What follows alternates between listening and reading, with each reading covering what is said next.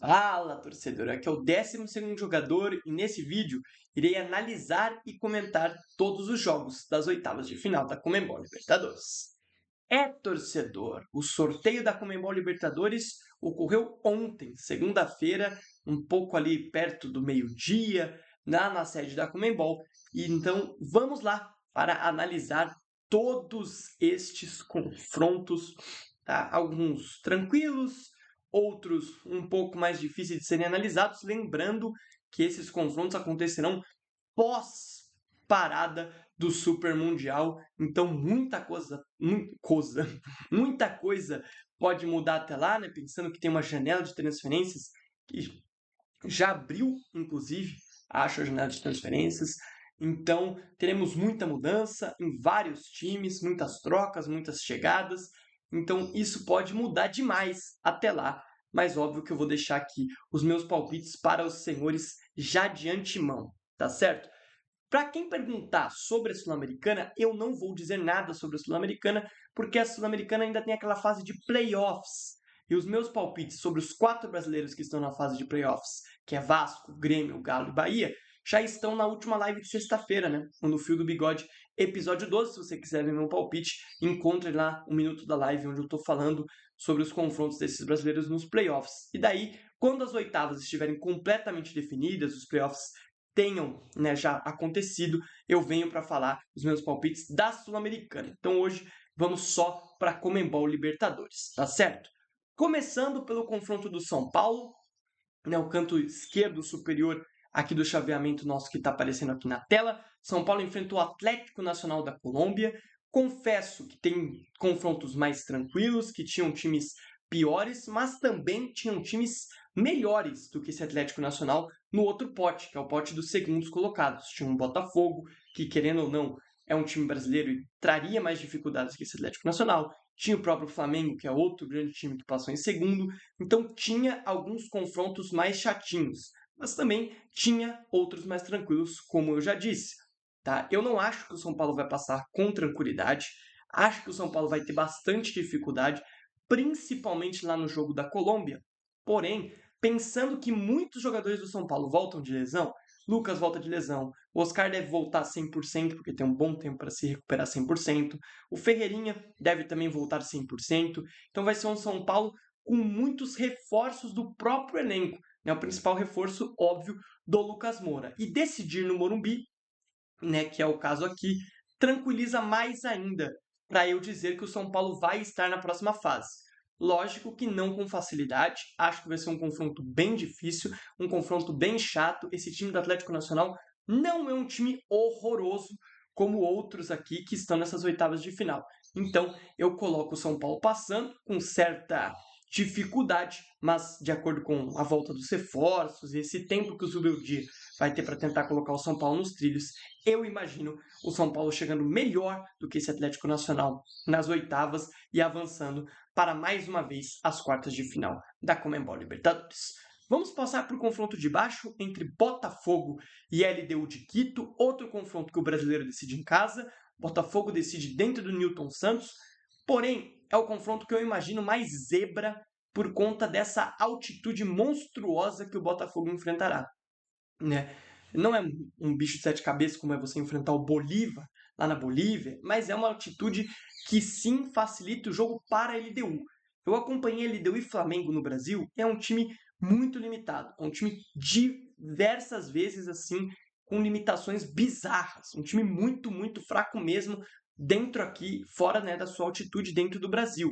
Então, eu imagino que o Botafogo vai se classificar por decidir em casa. Se a LDU decidisse em casa, a situação do Botafogo estaria muito pior. Gabriel, você não confia nesse Botafogo, não, tá? Principalmente porque se você acompanha minhas lives, você sabe, eu não gosto do treinador Renato Paiva. Acho ele um treinador muito fraco para as ambições do Botafogo. Ele já mostrou isso, o Botafogo não vem desempenhando bem, o Botafogo não vem jogando bem, não vem fazendo bons jogos desde a chegada desse treinador que, para mim, é muito limitado, tá? Muito limitado mesmo. Perto do que o Botafogo almeja e quer disputar títulos e competir, o Renato Paiva não é técnico para esse projeto e eu sempre falo isso aqui em todas as minhas lives há um bom tempo, tá? Então, eu tenho um pé atrás com esse Botafogo, principalmente porque as notícias que circulam nesse momento são que Igor Jesus, Jair e Cuiabano estão indo para o Nottingham Forest da Inglaterra. Ou seja, vão perder 3 peças. O Cuiabano ainda tem o Alex Telles para fazer a função. O Jair ainda tem, né, o Bastos e o Barbosa, que vão poder voltar e desempenhar o que desempenharam no passado. Porém, o Igor Jesus é uma saída que vai cair muito mal para o Botafogo. Porque você encontrar um jogador com as características, com o faro de gol e com todo o posicionamento, tudo que o Igor Jesus representa para esse time desse ano do Botafogo, é muito difícil. Você encontrar um centroavante que joga como o Igor Jesus. É muito difícil. Um cara que tá fazendo gol, um cara que tá sabendo sair da área para armar jogo, um cara que tá, assim, indo para cima, driblando, com muita confiança. É muito difícil de você achar um centroavante para suprir essa saída do Igor Jesus, tá? Então, para mim, o Botafogo vai ter que buscar no mercado para se recuperar de alguma forma, porque já não se recuperou. Perdeu o Luiz Henrique e Almada, não trouxe nenhum reforço parecido, com características parecidas que esses dois. E tá aí, o Botafogo desempenhando mal.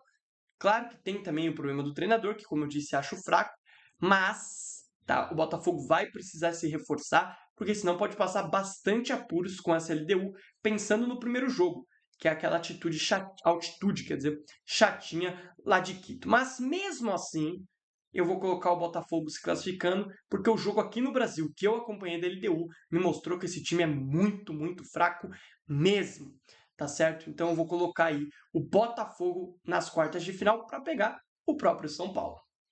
Vamos passar para os confrontos do lado direito superior da chave, né? Vamos passar aí para Fortaleza e Vélez Sarsfield. Um confronto muito difícil, principalmente porque nesse momento eu falaria tranquilamente que o Fortaleza de agora tomaria um cacete, tá? Para esse Vélez, apesar desse Vélez não viver uma boa temporada no Campeonato Argentino, apesar desse Vélez não ser o Vélez do Quinteiros do ano passado, tá? Ser um Vélez com sérias limitações, hoje o Fortaleza joga muito mal. Hoje o Fortaleza desempenha muito aquém do que a gente imagina para esse time. Esse time joga muito, muito mal mesmo. Porém, por ser uma parada do Mundial, por ter, né, esse tempo para o Vojvoda se recuperar, se o Fortaleza chegar depois do pós-mundial jogando um pouco melhor, né, um pouco melhor seja, já pode eliminar esse Vélez, apesar de decidir o confronto lá na Argentina. Tá? Tem esse quesito a mais que pesa para o Vélez. Porém, esse Vélez não é um bicho de 7 cabeças. Por outro lado, eu acho esse Vélez um time não tão forte, tá? Acho esse Vélez um time fraco, vamos dizer assim, obviamente que não tão fraco, mas um time, tipo, ele é melhor que a LDU e, porém, um pouco pior, acho que o Atlético Nacional que o São Paulo pegou. Porém, o momento atual do Fortaleza não me convence que o Fortaleza passará, ainda mais não decidindo no Castelão. Então, eu vou colocar o Vélez eliminando o Fortaleza, tá? Porque mesmo com essa parada do Mundial, eu não sei se o Fortaleza chegará bem para enfrentar esse Vélez. Talvez chegue e elimine, e aí, né, eu venho aqui e falo, pô, errei. Sim, porque a gente pode errar. São palpites que vão acontecer, jogos que vão acontecer daqui mais de um mês, né? Então vai ter muita coisa para rolar, vai ter janela de transferências, como eu disse, no confronto do Botafogo. Então vai ter muitas mudanças, tá? Pode ter que o Vélez perca alguns jogadores, né? Tem algumas promessas do Vélez que estão sendo cogitadas no próprio futebol brasileiro. Então pode mudar muita coisa, mas no atual momento, a minha atual análise, o Vélez estará nas quartas de final. O confronto abaixo deste Vélez e Fortaleza, aí no lado direito superior do nosso chaveamento, é Penharol e Racing, né? É Penharol e Racing, exatamente. O Penharol é um time chato, principalmente jogando no Uruguai, mas o Racing, desde o ano passado, vem sendo um time casca grossíssima, vem sendo um time que desempenha muito bem, um time que vem jogando muito bem. Então eu coloco o Racing aí nas quartas de final, principalmente porque, deixa eu conferir aqui, acho que o Racing decide no cilindro, é isso mesmo, o Racing decide dentro de casa. Então, para mim, o Racing estará nas quartas de final, ou seja, teremos um confronto argentino nessas quartas de final, segundo aqui os meus palpites. Agora vamos voltar para o outro lado da chave, lado esquerdo inferior, para falar de River Plate e Libertad. O River deu muita sorte, né? O Libertad é um time horroroso, tá? É um time horroroso. Eu acompanhei os jogos do São Paulo contra esse time paraguaio e esse time é muito ruim. É muito limitado, é muito fraco, é bizarro, tá? O River deu muita sorte de pegar o Libertad, tá? Esse time é muito fraco mesmo, tá certo? E o River, cara, apesar de não jogar como o River de 19, 18 jogava, é um time que tem um elenco muito forte, tem um baita treinador na beira do gramado, tá? Então é um time que sempre chega com certo favoritismo, por também ter o quesito monumental de Nunes, com 90 e poucos mil torcedores ao seu dispor, né? Principalmente agora contra o Libertad, que decide em casa. Então, para mim, o River é muito favorito mesmo. Se o Libertad conseguir eliminar esse River, eu confesso que ficarei um pouco assustado, tá? Porque esse River tem que passar por cima desse time fraquíssimo do Libertad, tá? Muito fraco mesmo. Então eu coloco o River passando para as quartas de final. O confronto logo de baixo é mais um confronto tranquilinho. O 100% de aproveitamento Palmeiras deu uma sorte lascada. Pegou o Universitário do Peru, que surpreendentemente chegou até aqui. Quando você via River, Del Valle, Barcelona de Guayaquil, Universitário no grupo, você falava, pô, o Universitário vai ficar em último. Mas não, o Universitário, surpreendentemente, como eu disse, fez uma boa campanha, passou em segundo, até conseguir empatar com o River dentro do Monumental de Nunes, na última rodada. Então, o Universitário surpreendeu todo mundo, está aqui, mas pegou logo aí talvez um dos times mais fortes, né, da Libertadores nesse momento, que é o Palmeiras, 100% de aproveitamento, passando por cima dos seus adversários. Então eu não imagino que o Universitário cause quaisquer dificuldades ao Palmeiras. O Verdão deve estar nas quartas de final para enfrentar o River Plate. Agora vamos para os últimos palpites, o chaveamento direito, né, aqui inferior, com Estudiantes de La Plata e Cerro Porteño. Dois times. Esse Cerro Porteño é muito ruim, gente. Sem brincadeira. Cerro Porteño é horroroso. O Estudiantes também não é lá essas coisas, tá? O Estudiantes também não é um timaço. Nossa, que time. Mas eu coloco o Estudiantes à frente. Primeiro porque o Estudiantes decide o jogo em casa, decide o jogo em La Plata, tá? Esse é o principal quesito, porque se a gente analisar os jogos do Estudiantes contra o Botafogo mesmo não jogando tanta bola assim, tá? No jogo aqui do Newton Santos até jogou, abriu 2-0 e tudo mais. Mas o Estudiantes é um time não tão forte. É um time que vai ser casca grossa, por ser o Estudiantes, por ser um time campeão da América e tudo mais. E do outro lado, um Cerro Porteño que... Jesus, se você vê os jogos do Palmeiras contra esse Cerro Porteño, que time ruim, gente. Meu Deus do céu. Então eu acho aqui que o Estudiantes estará nas quartas de final da Libertadores de 2025. Passando então para o último confronto aqui do nosso chaveamento, o confronto brasileiro, tá, entre Flamengo e Internacional. O Inter decide em casa, tá, decide no Beira-Rio o confronto.